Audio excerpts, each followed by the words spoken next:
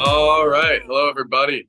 My name is Paul Sullivan, and I'm excited to be announcing the introduction to our first ever Beyond the Field podcast presented by Elevate Sports Media. So I just want to start off with a little bit about myself. I'm a graduate student athlete at the University of Tampa.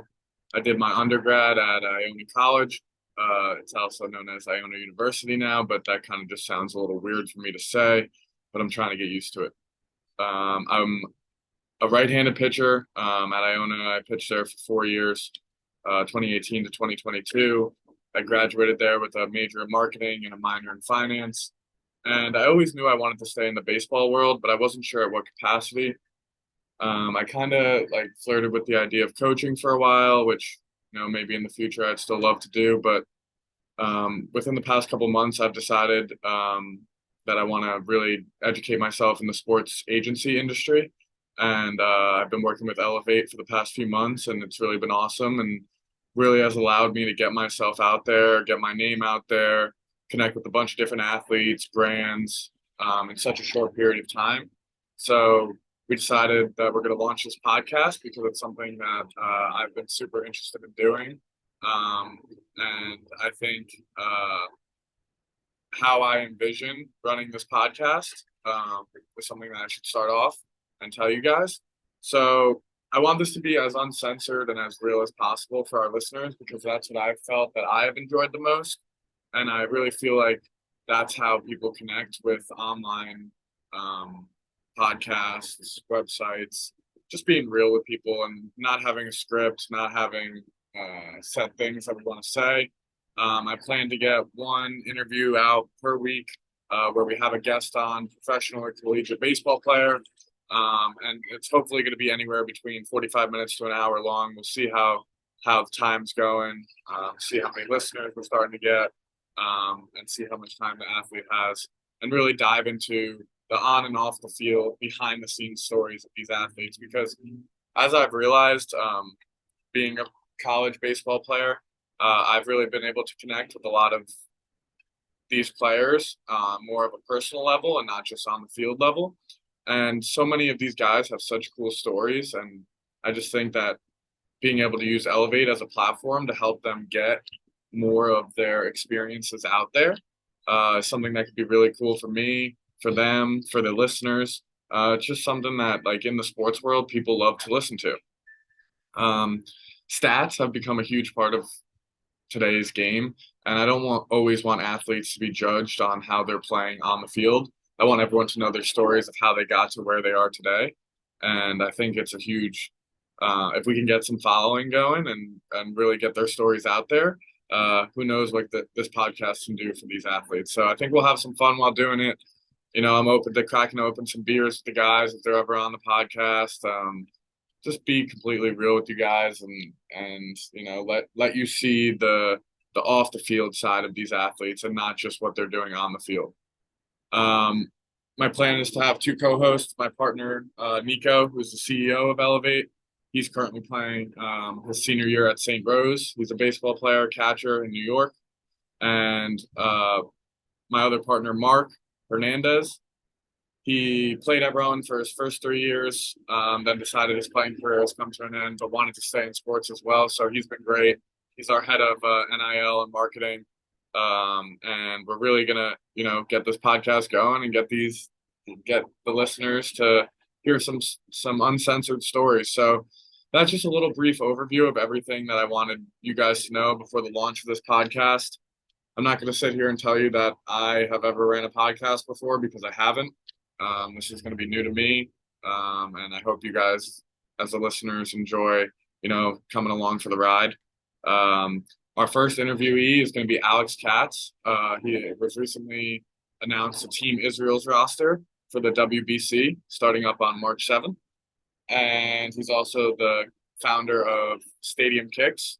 We'll talk about this more in the interview, but just wanted to give a little brief introduction before I have him on, because how I envision starting this podcast as well is as soon as we have them on Zoom, I'm going to put in all the audio for you guys to listen to. I don't want any, behind the scenes, hey, we're going to ask you this, this, and this. Be ready for this, this, and this. It's just going to be uncensored, fun, and, hopefully informative so that you guys can start to learn what it's like on and off the field and not just looking at these players' stats. So I hope everyone enjoys. And here's Alex Katz, Mark Hernandez, Nico, and Paul Sullivan. All right. Do you guys see that it's recording or no? No, it's good. Yeah, it's on. Okay. It's Dude, recording to the cloud. one. I don't really even know. I don't even know what that means. But we're live.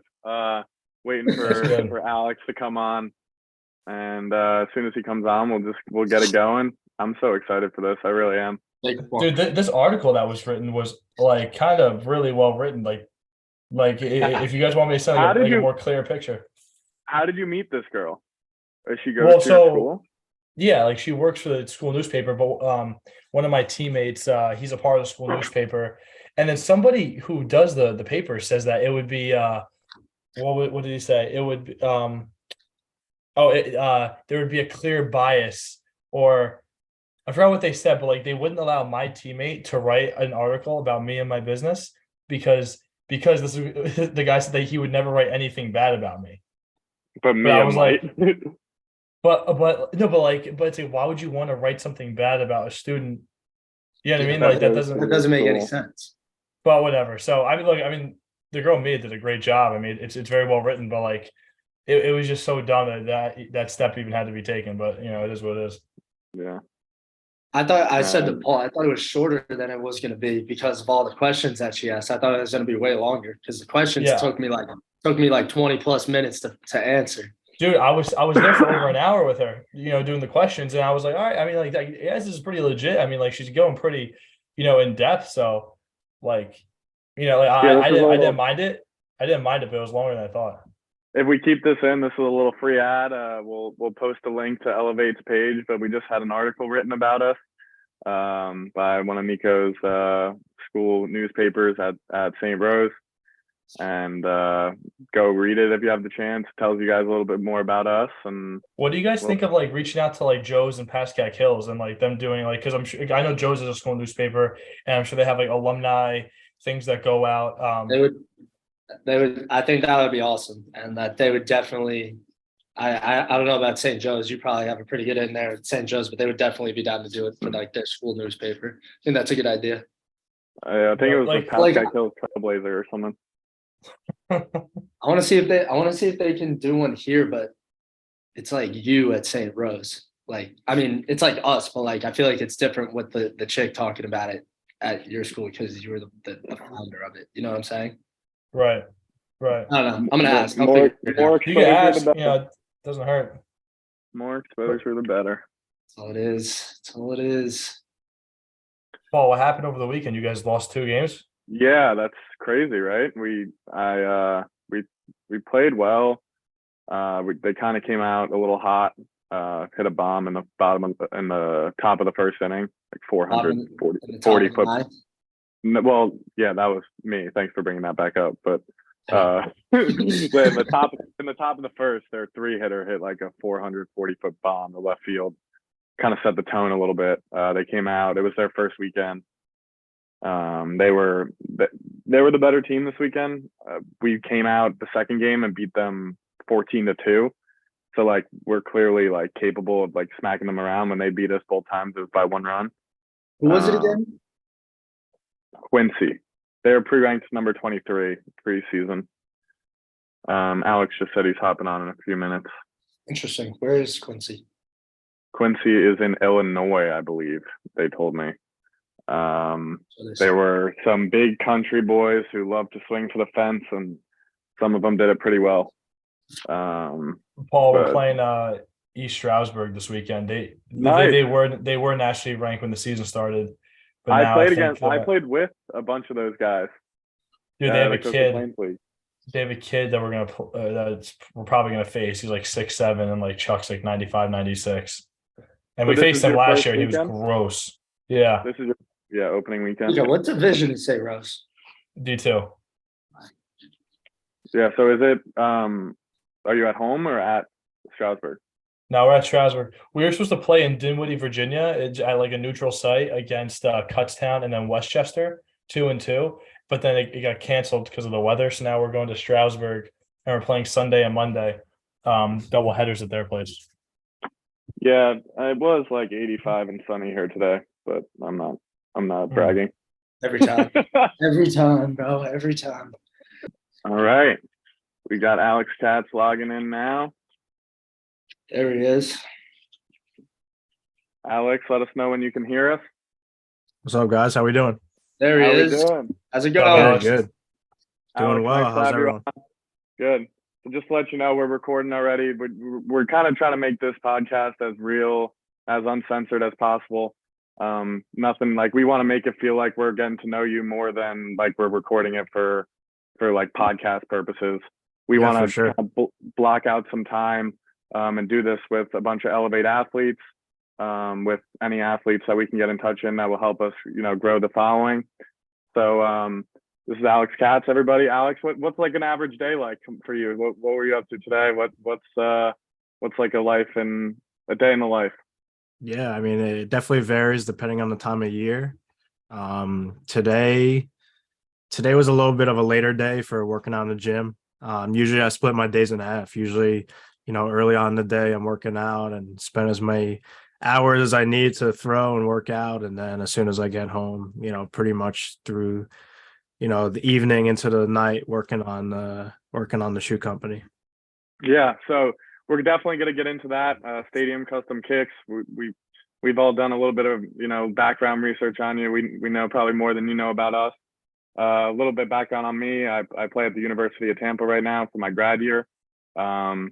Mark can introduce himself right now. What's going on, Alex? How we doing? So I'm Mark. I actually live right next door to Paul, funny enough. But we grew up together from North Jersey. I'm at Rowan University right now. I played my freshman to my junior year, and I hung him up this year. And so now I have a little bit more time to put towards Elevate, but just kind of love getting after it and love working with these guys and excited to be on the phone right now. Absolutely. Great meeting you guys. You know Nico pretty well, or you've been working with Nico more than us.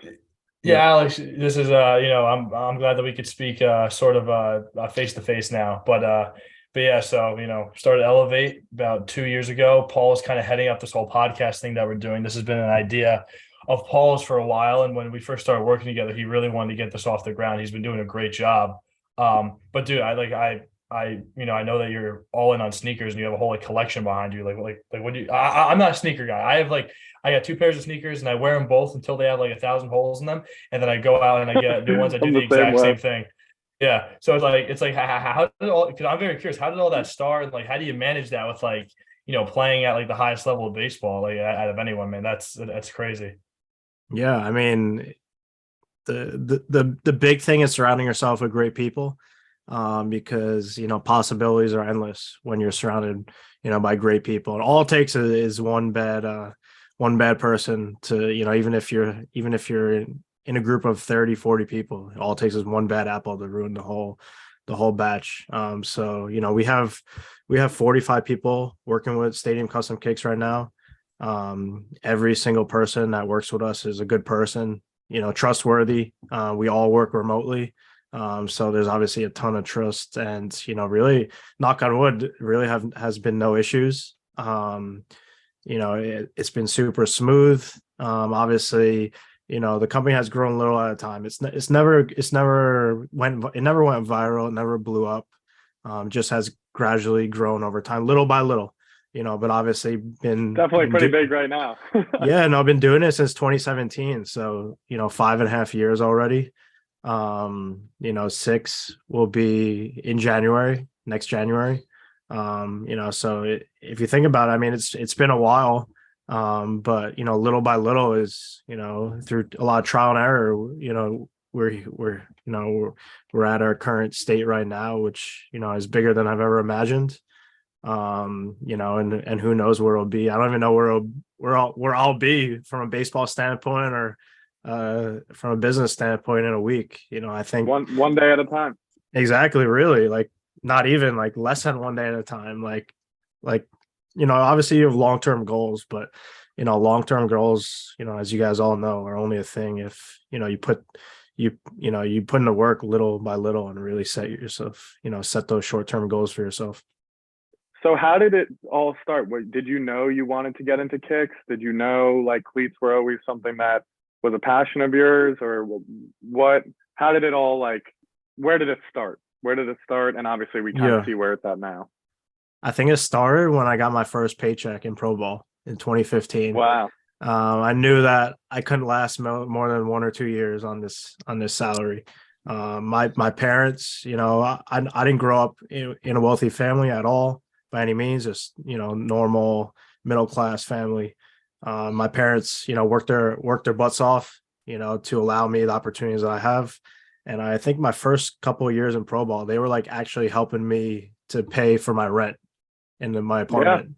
Yeah. And that shouldn't be a thing as a professional athlete. Anyone thinks professional athlete, all right, like they're rich, they're making good money, but I was struggling to make ends meet. So I was never like broke, bankrupt, anything.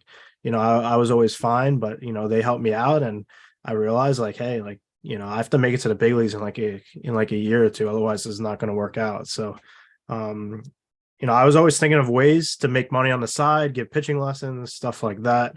I did get pitching lessons. Obviously, you can only do that, when you're home in the off season. Obviously now like remote coaching is popular, but that's kind of difficult during a season to do remote coaching and all that kind of stuff. So my first off-season job besides pitching lessons was actually flipping shoes on eBay. Wow. Nice. So I'd work out from like 9 or 10 a.m. till like 2 o'clock in the afternoon, 3 to 4 hours. I'd drive to like my local Nike outlets or Marshalls, and I would, that was back then. Now it's not as good. They used to have like all these crazy Jordans and Nike sneakers. All the baseball cleats were like marked down to $15-20. And I was able to sell them on eBay for like 80 to 100, $120. Sometimes when you look out, you could sell them for a little bit more. And then fortunate enough for me, I was able to keep that stuff running during the season. So I was able to make some money on the side during the season. If something ever sold, then I had a family back home, get the item and drop it off at the post office. So that was good. Obviously didn't make a ton of money off of it, but, made decent enough money that I could keep playing. And then eventually when I played in the World Baseball Classic 2017, I was with the White Sox at the time. They were super strict with color regulations. Pretty much minor leaguers had to wear solid black cleats. And, that was obviously the biggest stage I ever pitched on. Thought it'd be a cool time to customize some cleats, and pretty much just started as my pair of cleats, which is right there. That's the first pair of customs. That's it right there? Ever. Yeah, that's what started. Can we see him? Can we see him a little more close up? Is that possible? Yeah. If you give me a minute, I could grab them. But those are cleats I wore in the World Baseball Classic in 17. Posted that, made up a new Instagram page. Just it takes 10 seconds. Just random email and a name. Got all my friends and teammates to follow us. I think Danny Werchansky was one of our first like 15 followers, because his college teammate at Pace was one of my good friends growing up. So Danny was one of our first customers, and then eventually it was super small for a couple of years, and then 2019 is when I rebranded and started adding artists to the team. So 2019 to now is when there was there's been the most amount of growth. I say during COVID, that 2020 year, I was with the Royals, but obviously our season was canceled. I had plenty of time to especially being locked inside the house all day. I think that's the year we grew the most. Surprisingly, with a lot of sports being canceled, there were still people ordering shoes, hoping that their season would be on. So was able to grow a lot that year. And then, ever since then, it's been more people coming to us rather than us reaching out to them. The first like 4 or 5 years, every order was us reaching out to people, cold calls, random DMs of random people. Now it's like, we're having, thank God, obviously we're having a hard time even getting back to DMs, so we're barely cold calling at all. It's, it's mostly people reaching out to us, which is obviously a great thing. It's a good problem to have. Congratulations, man. Congratulations. Definitely is a good problem to have. I'm a little bit curious on that time before 2019. I'm just curious, how was that? Was that just like a bunch of trial and error, or were you designing them yourself, or did you have somebody help you out with that stuff? I kind of want to hear about it was that time before. so 17 and 19. It was just a friend back home, and I would help paint in the off season, for like 4 to 6 months, and then during the season I was pretty much just running the Instagram, pretty much in charge of every single order. So every single order that we got, I was getting through my personal connections, because I was already a couple of years into pro ball, and then connections of my connections, and then obviously the power of social media. Like we first really got our name out there in 17 when I posted, or when those cleats right there, which I'll grab in a minute, were reposted by What Pros Wear. What Pros Wear is a big Instagram page showcasing professional cleats. So obviously I was a minor leaguer with the White Sox and playing in the World Baseball Classic. Customizing cleats was not really a big thing then. So even though they're not that great, which you'll see that they're all right, they're not nothing special. Like they're a special pair of cleats to you, though. Yeah, to me, it really, it's definitely special to me. But they reposted them, and then a lot of guys that I didn't know started following us, and then people started ordering or sending their cleats in just to have the Nike checks painted. We didn't know how to paint shoes back then. Like I'll grab them now. Give me a minute. Yeah. All trial and error. I mean, that's So how all these startups. He has an artistic side. Yeah. No, Straight hustler, dude. Cool. Straight hustler. I want to ask him about. I saw that he recently posted for the Volunteers, Tennessee, their cleats. So I want to kind of ask him how he got involved with that. Yeah.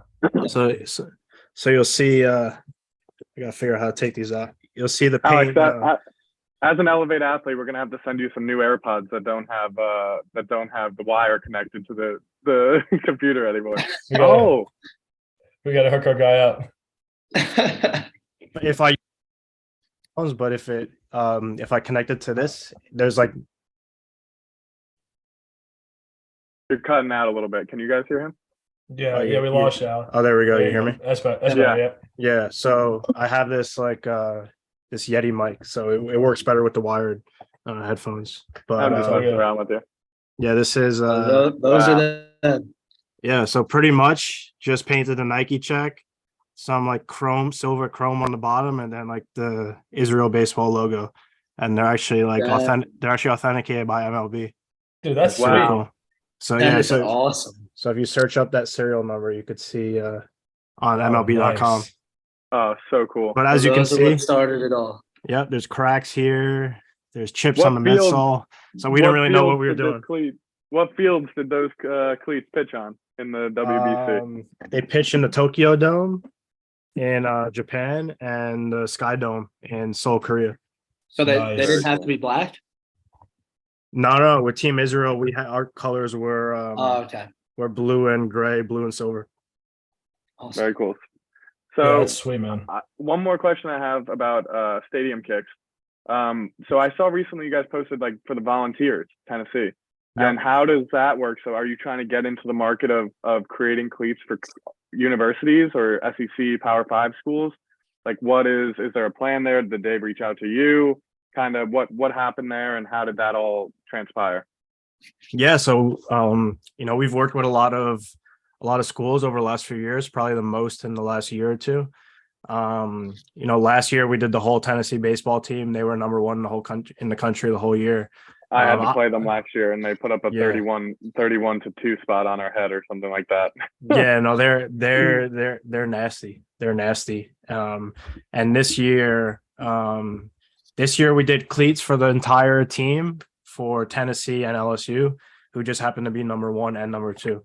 That's great. That's obviously great publicity for us. St. John's baseball ordered as well. Obviously we have to hook them up because that's where I played. Yeah, that's where I played. So yeah, those are the three baseball teams we work with this year. Maybe there'll be more that come up. We work at a lot of college basketball, a lot of college football teams. We do a lot of the coaches versus cancer stuff for college basketball. A lot of football stuff. We did Baylor football this past year. We did UCLA football. That was the whole football team. So that was a lot of cleats That right is there. awesome. Good stuff. That is- Alex, Your foot in I so many gotta doors. I got a quick question for you too. And I think me and you maybe even talked about this on one of our phone calls, but you know, you kind of went into exactly why you got into the whole shoe game and, you know, like customizing cleats and all that. But have you seen maybe some sort of like enhancement in your game and or maybe like when you play or in training, like you're not as consumed with baseball as like some players are, you know, because like at least for me, like back in high school and like early on in college, like my performance in baseball that like determined my mood for the day or the week or you know like whatever it is. And I was banking on like, dude, like if I kill it, I'm gonna be through the moon. But if I'm struggling, like it really took a hit to like you know my personality and how I was feeling stuff like that. And then you know I started up Elevate, and right after practice, I either had phone calls, I had work to do, or I was doing research, I was sending emails, and all of a sudden I wasn't thinking about baseball, whether I did good or bad. And this was my sophomore year, and I happened to have an incredible sophomore year. Last year, I played pretty well, and I've seen that like I've added something to just like myself as a person. I'm not just like a college baseball player anymore. Like I'm not just like a student anymore. It's like now I have this other piece of me. Like, have you seen that has helped you at least? Because like for me, it was like a life changing, like baseball career changing moment that like that I realized. Yeah, I like yeah. that. I think physically and mentally it's helped for sure. Even though I've less time to relax.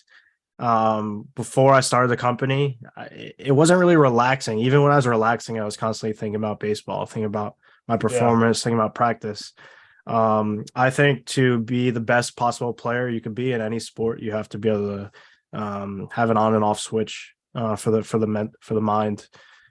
So yeah, I completely agree with you. I think has really helped me from a baseball standpoint because those first few years in pro ball, even though you look at the numbers are pretty good. I was a mental case, you know, and I definitely, even though numbers were pretty good, I definitely was not performing my best because I was, you know, thinking about baseball 24/7.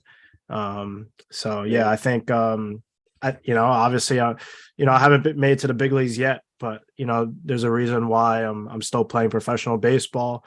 And not to knock on anyone, but you know, most players that were drafted in 2015 have already moved on and are playing another sport. So, you know, right. I'm grateful for all the opportunities I've gotten, and I think a big part of that is, you know, being able to just understanding myself better and what works best, and you know how to turn that switch on and off. Because there's no way I could be thinking, you know, this is what 8th or 9th year in professional baseball. There's no way for 9 years straight, or even plus those few years in college, that I could be thinking about baseball every second of every day. I Yeah. probably would have wanted to quit already by now. 100%. So transitioning Definitely. a little bit more into baseball now. You were drafted in 2015, like by the Chicago White Sox, right? Yeah. So what was kind of like you bounced around a bunch, and then you found yourself playing for Team Israel in the World Baseball Classic. What like is the communication with Team Israel? How does like one get picked by, you know, their country to go represent them and go play for them?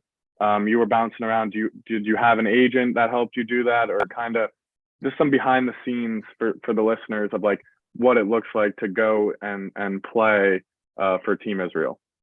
Yeah, so I think my initial contact, like I don't know exactly what goes on behind the scenes. You know, I may never know what happens behind the scenes, but Yeah. my first contact with them was actually my freshman year of college. So that was fall of 2012, spring of 2013. Team Israel was in the WBC qualifiers in Jupiter, I believe, in And you were at St. September. John. Yeah, September of 2012. So this was like my first month in college, so fresh out of high school. And I think I emailed or Facebook messaged someone at the Israel Association of Baseball. I'd love to play on the qualifying team, and they said that it was pretty much just for professional baseball players, but they'll keep my name down, or they'll stay in contact with me for the next WBC qualifier, which, you know, that was 4 years later. So, you know, hopefully the goal was to be in pro ball by that point, which I was. So that WBC qualifier had like Jock Peterson in his like first couple of years in pro ball. He was in like single A or maybe even double A at that point. And I think they got walked off against Spain in I think maybe even extra innings or the ninth inning, the championship game. So they just missed qualifying for the main WBC tournament for 2013. So by summer of 2016, this was my first year in pro ball with the White Sox. I remember getting an email. It was like just a random email with like 5 or 6 other players and CC'd in it. And they say, yeah, we're trying to put teams together for the qualifiers in Brooklyn in September. This was like a week after the minor league season ended. So it worked out perfectly. I don't think there were no current big leaguers on the team because MLB season was still going on. So there were guys with big league experience, but not currently in the big league. So it was a lot of AAA and like guys that were up and down that year on the team. I was like the second youngest. I think Dean Kramer, who is now a starting pitcher for the Orioles, was name sounds familiar. Yeah, I think he was the youngest. I was second youngest on the team that year. We only played 3 games. I did not pitch in any of the games. It was pretty much Craig Breslow and Jason Marquis and some of the older, more reputable names pitching in those 3 games. And we won all 3 games. We made to WC, the main World Baseball Classic. It was pretty cool, that qualifier, because it was back home. You know, I'm from Long Island, so not too far from the Cyclone Stadium. All the family got to go to those games. And I didn't know if I was going to make the tournament because I didn't pitch and I didn't really get to prove myself. But, you know, they let me know in January or February that I made the team, and the White Sox invited me to go down to camp early. So I got to work out with a lot of big league guys and sit and eat lunch with, you know, because in February 15th, it's only the major league guys that are there. So, you know, right before I reported with Team Israel, was having lunch with, you know, Chris Sale, Todd Frazier, Jose Abreu, all these guys in big league camp with the White Sox. That was pretty special. And then once mini camp started, we were in Scottsdale. So, you know, took a 20-minute drive to Scottsdale, and, you know, I was already in Arizona. It worked out great. And yeah, that was a fun year. A lot of how are you getting treated when you're traveling and like, do a lot of people, you know, notice you? Is it like, how many people were you playing in front of, like in that like qualifier, things like that? Yeah, the qualifier didn't have too many fans, but the fans that were there are very loud. There were a lot of Team Israel fans. So let's just say that stadium in Brooklyn holds like 6,000 fans, maybe like 2,000 or 3,000, like half full, maybe. But those fans were into it. Like, it wasn't like a typical minor league game with, you know, half capacity. And then game 1 in Korea, I think it was sold out. That stadium holds like 25 or 30,000. The next game against Taiwan and Netherlands was not as crowded because obviously we're in Korea, so the Korean fans don't care about Israel versus Netherlands. And then when we advanced to Japan, second round in the Tokyo Dome, that's a bigger stadium that holds like 55 or 60,000. I don't think it was too crowded against Cuba. Netherlands, we played them again. It wasn't as crowded, but when we played Team Japan for game 6, there were about 55, 60,000 fans there. That was super loud. And you know what the craziest part of that game was? Batting practice. 2-3 hours before the game, there were about 30, 40,000 fans there for batting practice. Like you go kind of catch home runs, or what was not even like, you go to a World Series game. I think I've been to one World Series game years ago. And it wasn't that crowded that early. It was incredible. It was like a whole nother event before the main event. Fans aren't allowed to keep BP home run balls. They actually have security guards in the outfield in Japan, and they have whistles. And when the ball is coming over the fence, they blow the whistle. It's actually really funny. And then the fans have to give it to the security guard. Security guard throws it back on the warning track. We said, screw this. And the players were flipping the balls back on into the stands after they threw them back on the field. Like we were having a blast. That is so interesting. Are there any other like cultural things or cultural aspects that you saw differently while you were over there? I definitely wanted to ask that too, because I recently had the opportunity to go to the Dominican Republic, and it's just so different but so cool at the same time. Yeah, in Japan and Korea, there's no fans cursing you out. Wow. There's no rowdiness, is just loud music. So so when you're in the field, right? When when I'm pitching, when we're on defense, all the players have their own walk-up songs, but it's not over the loudspeaker. It's actually bands with like trumpets in the outfield. Playing like And they're instrumental. and they're playing the walk-up song the whole at bat. It doesn't stop when the guy steps in the batter's box. So there's So all as this a pitcher, you're all- pitching with a song going in the background too. Yeah, and all of it's like old school Japanese music, like super traditional music, like That means like that means that those like band players like samurai stuff, like intimidating music. those And you're guys on have to be you're on the outgrown. mound like shaking with like shivers almost. Oh Wait, my so God. there must be constant music going on, like going all throughout the game, pretty much. Then, right? No, because when they're pitching, it's like dead silent. Oh, okay, I see. Oh, So that's just like a competitive advantage almost.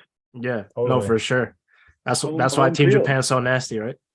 Yeah. wow. That is those guys, those band players probably have lungs of steel playing that long. Yeah, all game, That's all game. a lot of time that they're They- blowing into the instrument.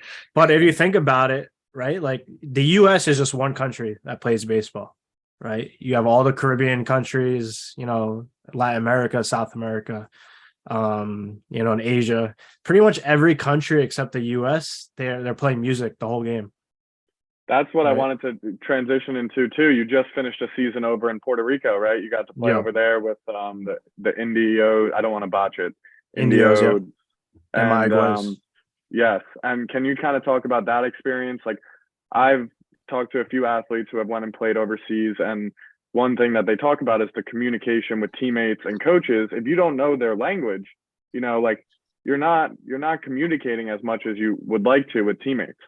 So what was it hard to communicate with guys? Was there, the guys who spoke the same languages as each other, did they click together more than or did they try to find ways to group the whole team together? Yeah, I mean, I'd say in Puerto Rico, almost everyone speaks English.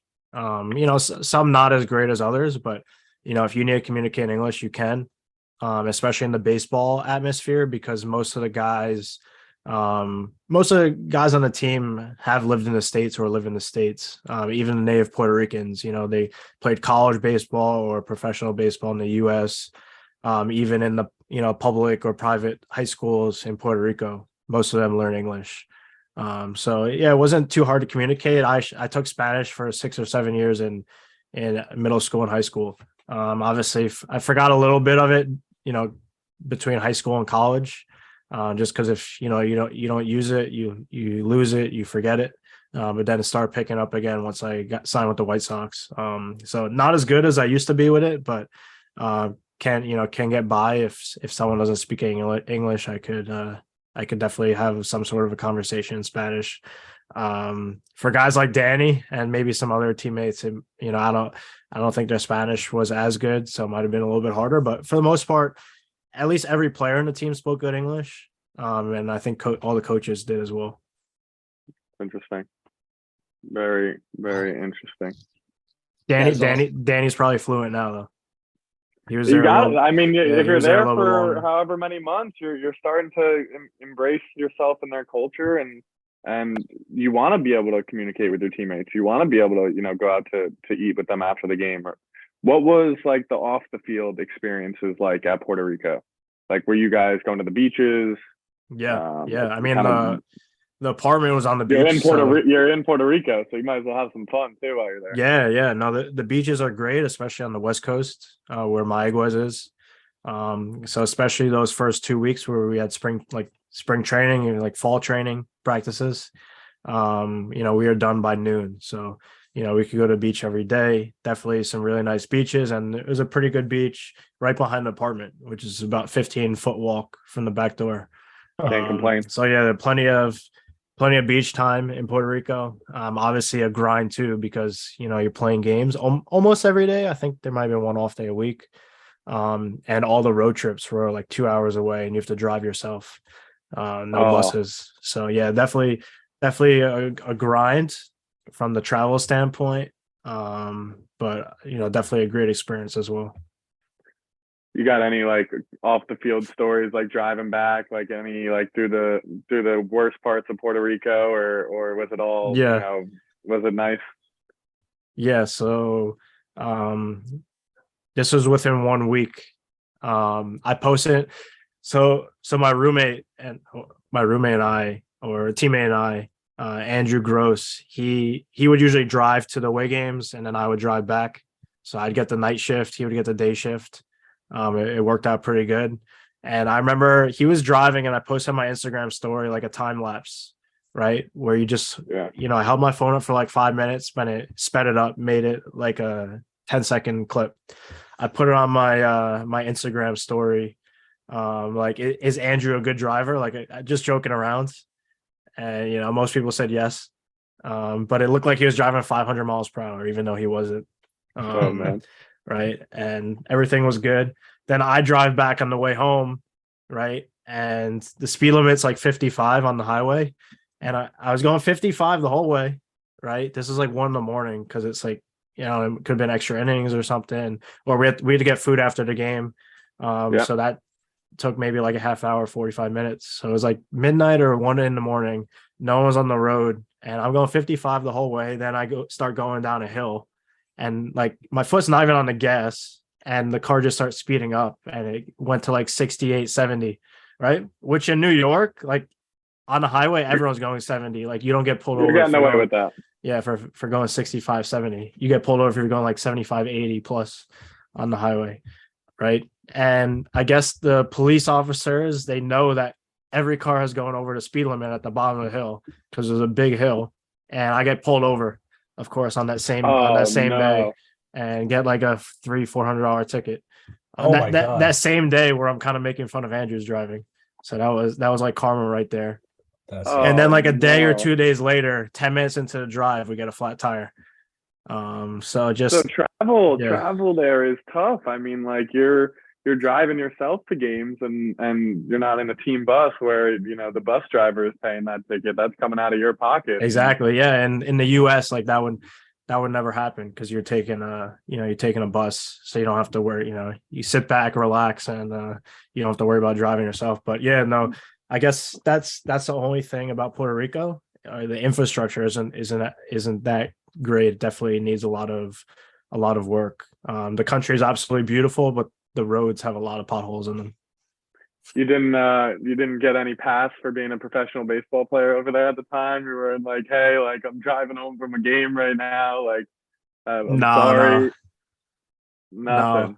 No, but I heard he gave me a fake ticket. I heard it wasn't actually entered in the system. So yeah, it was a little. Did you think he just pocketed the money? You think? I don't know. I didn't pay him. I didn't give him any cash. If it was another country, maybe that would have happened. But I was about to say like if you paid him or not, because I thought the same exact thing. Yeah. I may have paid him, I may not have. Who knows? What happens in Puerto Rico stays in Puerto Rico. Exactly. So the upcoming WBC, when do you leave for that? How has training been looking? How's your arm feeling? How's everything feeling? Yeah, no, the arm feels great. I don't know the exact reporting date yet. I think around March 6th or so, something like that. So in like 3.5 weeks down in Florida. But yeah, no, definitely ready. A lot can happen. It's going to be in Palm Beach. I think there's exhibitions against the Marlins and the Nationals. Cool. Before the main tournament. But yeah, a lot can happen those next 3 weeks. Obviously, maybe, or not obviously, but maybe maybe find out which team I'm playing with, whether it's an affiliate team or back to Atlantic League. So a lot could change the next few weeks. So have you been in contact with any affiliate teams or anything like that, or? Yeah, no, definitely have, and it's always not just my case, but in a lot of cases it's last minute. Pretty much in 2020 when I signed with the Royals, it was like a week or two before minor league spring training. And then in 21 when I signed with the Cubs, it was actually the third week of spring training. They signed me. So yeah, it's all pretty much last minute. It's like, all right, we're signing you either tomorrow or the next day, like fly out. So I'm ready. I'm Yeah. always ready. I'm Do you have a nomadic. pair of cleats? You got a Yeah, pair of cleats ready?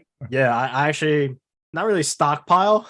I'm like a doomsday prepper for baseball cleats. I As you should be. whenever I see cool cleats, or I usually buy them and just save them because I never know what color my team will be, and then I can't wear stock cleats, so I quickly have to get a pair painted up or paint a pair myself before I leave. I remember the day when I signed with the Cubs, they told me they were signing me, and then like a day or two later I had to fly out. I stayed up late that night painting some Jordan cleats for myself. You can't be the awesome. founder of I can't. Stadium Kicks and not have a cool pair of cleats on. I can, exactly. Very true. That is What's awesome.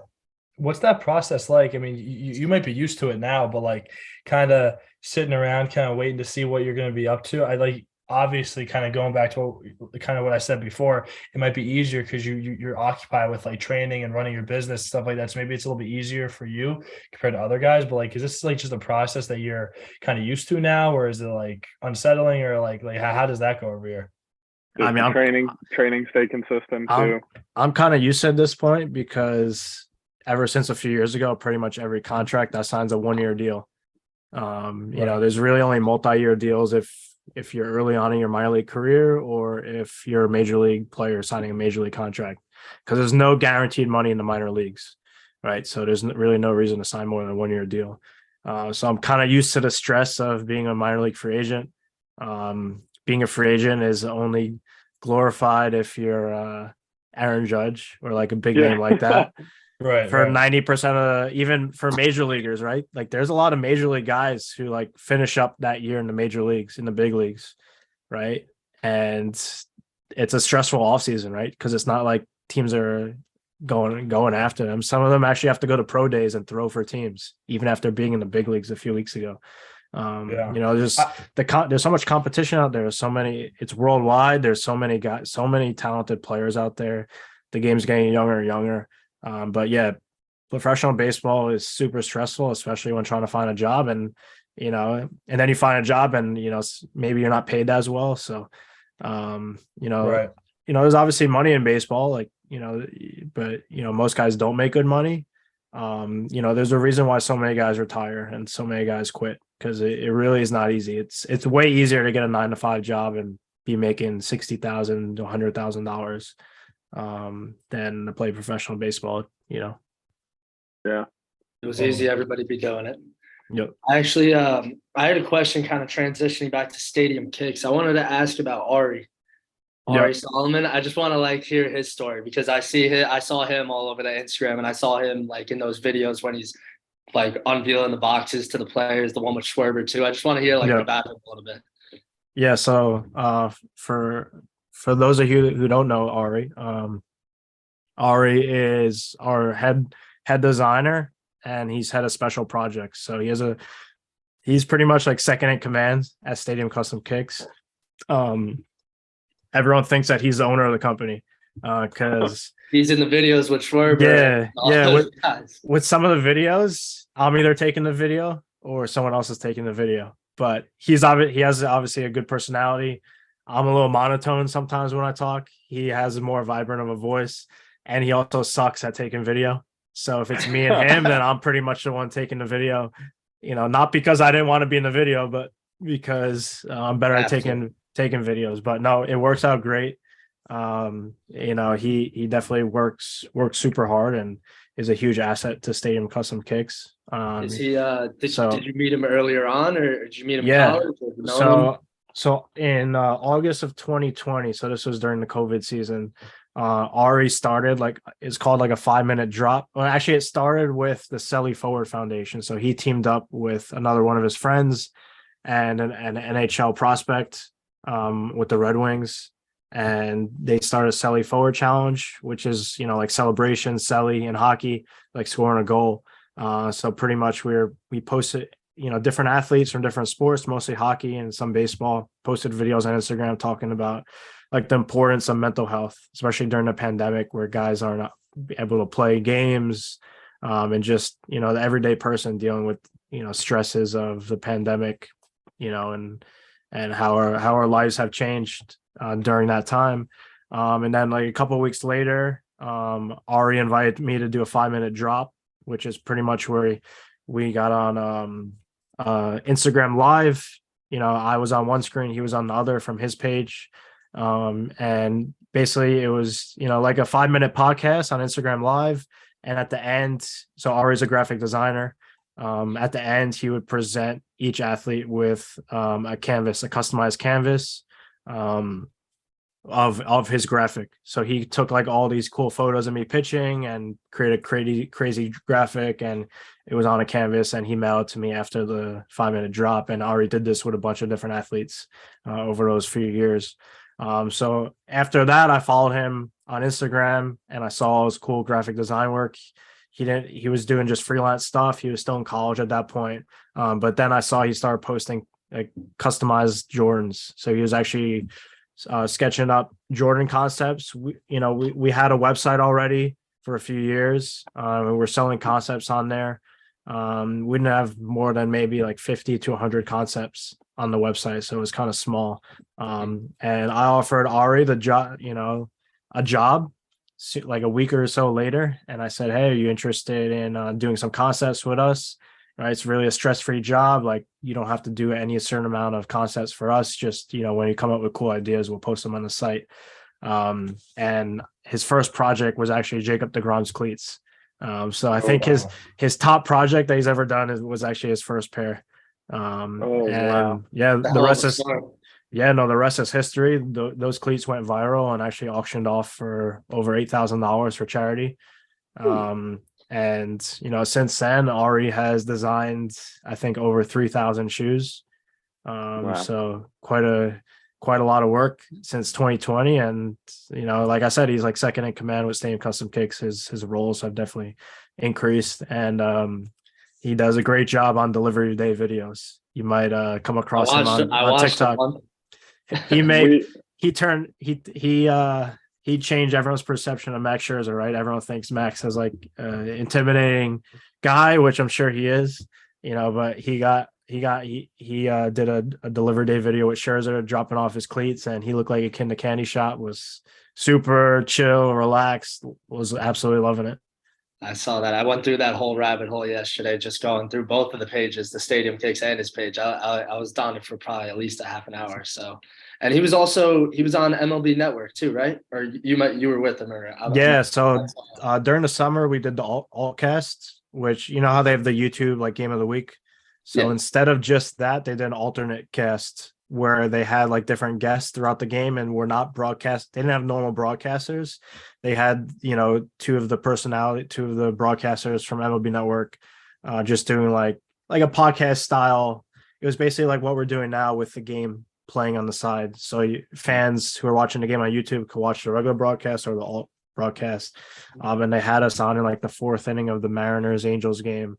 It was during my season, so this was like 4 hours before the game. So I actually just brought my laptop into the press box at the stadium and was on it. And Ari, who lives in Jersey, not too far from Secaucus, actually got to go in the studio. So we were on the broadcast at the same time, but Ari was in the studio, so he had a better setup than I did. I saw the pictures. It was funny. I liked them. We may or may not have a few athletes that are obsessed with Stadium Custom Kicks. So if Elevate athletes can ever get some sort of deal going with Stadium Custom Kicks, we'd love to talk about that. Oh, absolutely. I have a question, and this is totally not even baseball related, but I saw that you met Bill Murray, and I just want to hear about that a little bit, because I saw that. I was like, no way he met Bill Murray. Yeah. So it actually goes back to 2016. So I'm not sure if he still owns him, but he owned the Charleston River Dogs. It was a Yankees single A team in 16. Now it's the Tampa Bay Rays. So I remember seeing him I remember, what'd you say? He owned them? Yeah, I think he still owns them, but he was I remember when we played them, he was in the stands and they were making a big deal of it. So like a couple of years later, this might've been 2018, I was at a St. John's basketball game on campus. Right. And I think his son might've been like the assistant coach at Butler or Xavier. So he was in the stands, like a row to the left of me. So after the game, I went up to him, was talking to him a little bit, and we were actually talking about minor league baseball because I brought up like, hey, I remember when you were at the game that I was playing in, Kannapolis first Charleston, and we talked for like 10, 15 minutes. Really nice guy, and one of my friends who was with me took a picture of me talking to him. That guy's a legend. I just like it caught my eye. Yeah. That guy is a legend. He's one of the funniest mans alive, I think. Yeah, no, he's great. I feel like he's one of those celebrities who doesn't have like any like hate or controversy. I feel like everyone loves him. It's like, how could you not? How could you not? Yeah. How could you hate a Ghostbuster? Yeah. Who was the coach you played for when you were at St. John's? Head coach manager was Blankmeyer, Ed Blankmeyer. Yeah, Blankmeyer. Yeah, he recently retired, right? Yeah, he coached in pro ball with the Mets, and then got a job with the Cubs last year. But then he retired. I think he's actually an adjunct professor back at St. John's now. Really? What was one of like your most fond St. John's memories? Like it could be a game, or a locker room memory, or just something that still sticks in your mind today from when you played there. Yeah, probably that 2015 year, my junior year. We were nasty. We were nasty. Like we were top 25 in the country. But I think we could have beaten any team in the country at that point. We lost in the regional championship against Arkansas, which had Andrew Benintendi on it. That was a competitive game. I pitched that game. It was like a 0-0 game going into the fifth. We were in it to the end. But that year we had like 6 or 7 guys drafted from that whole team combined. I think like 20 guys got drafted, maybe more. Wow. And we won we won the Big East, the tournament and the regular season. So yeah, I think we were like 45-9 or something. I don't know. I don't know off the top of my head, but yeah, we maybe a 50 wins. Like we had like a 850 winning percentage. We were wow. really, really, really good that year. And then didn't you just post something also that year is getting recognized for something into like the St. John's Hall of Fame or something? I saw you post the other day. I don't know. I saw that 2015 was getting recognized for something. Oh, I don't know. I don't know. I guess I just saw it then. You saw something. Yeah, I don't know. I saw something. It was 2015 team, but I looked it up. You guys went a 41-16, a 719 winning percentage. That is nuts. 14-3 in conference. 14-3. That's crazy. Yeah. The team knows how to win. Yeah, no, we had a really good team that year. And we actually, the crazy thing is that if you look at our record early on, we might have been, I don't know, off the top of my head, it was a while ago. Let's just say like 3-9 or whatever. Like most of our losses were that first week or two in the season, and then we went like 36-1 like the rest of the year. Wow. It's always tough. College baseball is starting up this week. Pretty exciting for you guys who are playing. Yeah, no. The D2 world has been going. We're 4-2 right now. Oh, really? Oh, Tampa already started. Wow. Yeah, we're down south now. We got some warm weather. You're in warm weather. I mean, I'm stuck up here in Albany. We haven't even started. We start on Sunday, so we're all just gnawing at the bits to get after it. Yeah, was it warm there this week? Because on Long Island, it was in the 50s and 60s this week. No, it's warm right now. It definitely is warm right now. I think it's like 55. Yeah. It's like a tease though. Like once games start up here, it's gonna drop. Be like 20-30 degrees. Yep. Yeah. Every time. 54. Right. We're coming up on an hour here, Alex. This has been amazing. I really appreciate you hopping on. I hope we can even get you on again. It seems like you just have stories that we can go on and talk about forever. All the listeners, give Alex Katz a follow. This has been great.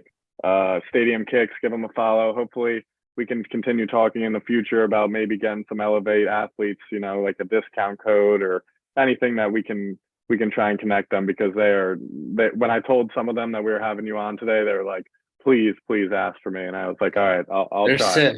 They're sick designs. Trust me. Oh yeah. Yeah. So Alex, thank you. Do you guys have anything else, Mark or Nico? I'm all good. I appreciate honestly. the time. Yeah, no, I definitely appreciate it. Thank you very much. Yeah, thanks so much, guys.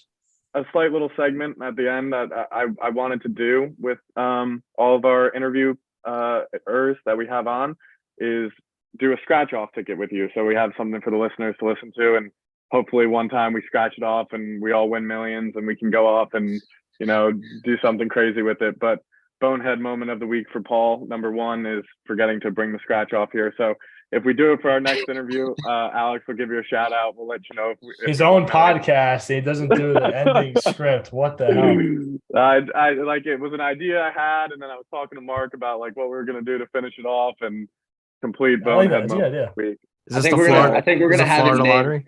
I think we're gonna have it named Paul's bonehead moment of the week as our last segment. I have a bunch. I could tell you guys a bunch. I mean, I was driving into my apartment today, and I got a car wash this morning, and I think that they took my tag to get into the parking garage. So I couldn't even get in until I waited for another car to drive in. I think the car wash people took it, and I'm going to have to figure out a new one. So plenty of bonehead moments of the week for me. But Alex, thanks again for coming on, and hopefully we can get something going again soon and have you on the podcast another time once we circle through a few athletes. Absolutely. Yeah. Looking forward to it. Cool. Thanks, Thank Alex. you. All right. Thanks, guys. Have a good one.